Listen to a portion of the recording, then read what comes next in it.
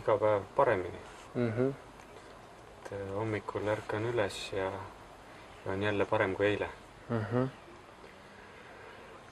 Aga samas ma tunnen, et ma olen füüsiliselt ikka väga-väga nõrk.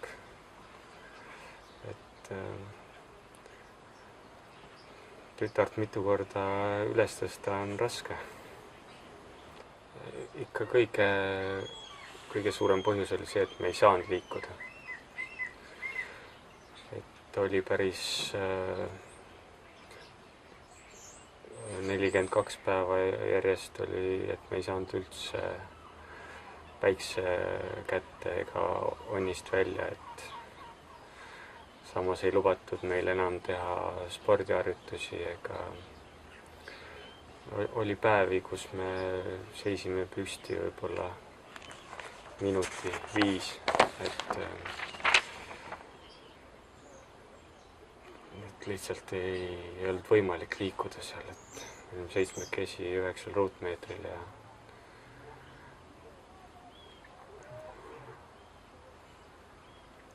ei lubatud ei marssida koha peale ega teha kätekõverdusi. Kas nad jätsid kuidagi profi mulje või olid nad mingid niisugused kuradi külamehed?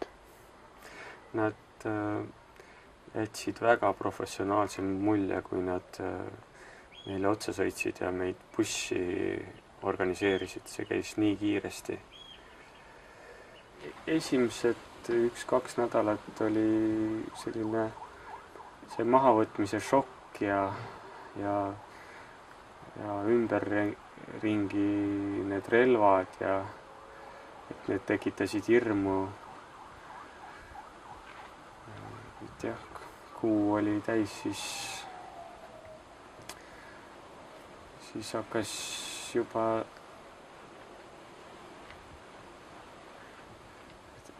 et meil enda keskiselt kui oli niisugune nõrgem päev ja hakkasid rääkima, et ei tea, kas saame üldse tagasi ja et seda oli nagu paha kuulda, kui mõni sõber nagu hakkab lootust kaotama või ta arvab, et meil läheb veel kindlasti pool aastat veel, et selliseid asju ei tahtnud nagu kuulata. Teise nädala alguses minu mäletamist mööda saime teada, et nad soovivad meie eest raha saada. Summad olid 4 miljonist 40 miljonini või midagi. Mis rahas siis? Neil ühikud ka muutusid, et kord oli dollar, kord oli euro. Kas sellised mõtted ka tulid, vähemasti niisugused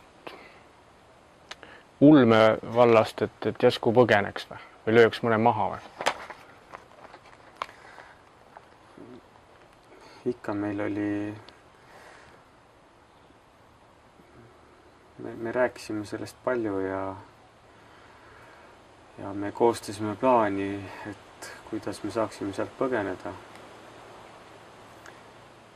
Ja me arutasime seda ja päris agaralt ja aga me läbi rääkides me nägime, et neid ohtusi ja seda relvastust ja neid pommivöid ja ei olnud päris selge, kuhu me peaks minema, kui me koha peal saaks ellu viidud oma plaanid. Siis me õnneks seda ei kasutanud.